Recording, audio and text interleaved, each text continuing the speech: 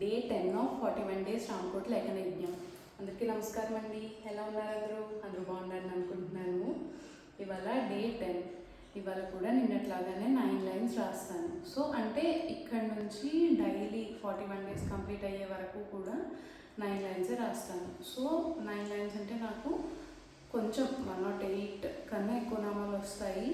But 108 minimum రాయాలి అన్నది నా ఫీలింగ్ కాబట్టి నేను ఇలా కంటిన్యూ అవుతున్నాను. మీరు ఎన్ని నామాలు రాస్తారు లేదా ఎన్ని లైన్లు రాస్తున్నారు అనే విషయాన్ని కమెంట్ చేయండి. రోజులాగే ఎటువంటి డిస్ట్రాక్షన్స్ లేకుండా ఫోకస్డ్గా రాయడానికి ట్రై చేద్దాం.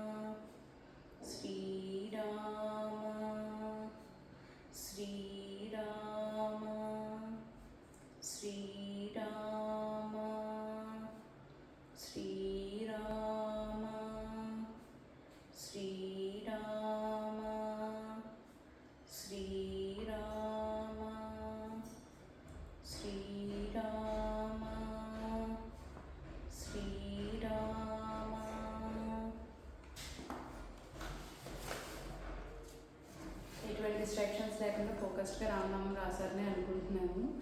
అయితే రామనామం రాసేటప్పుడు శ్రీరామ అని అనగలిగితే శ్రీరామ అని, లేదు అంటే శ్రీరామ జయ రామ జయ జయ రామ, రామ తారక మంత్రం అంటారు కదా, అది అనగలిగితే ఇంకా చాలా మంచిది అని నేను విన్నాను. సో ఎవరైనా అలా ట్రై చేయగలిగితే ట్రై చేయండి. నేనైతే రాస్తూ ఉన్నదే పైకి చదువుతూ రాయడం అలవాటు అయిపోయింది. సో అందుకోసం శ్రీరామ అంటూనే రాస్తాను.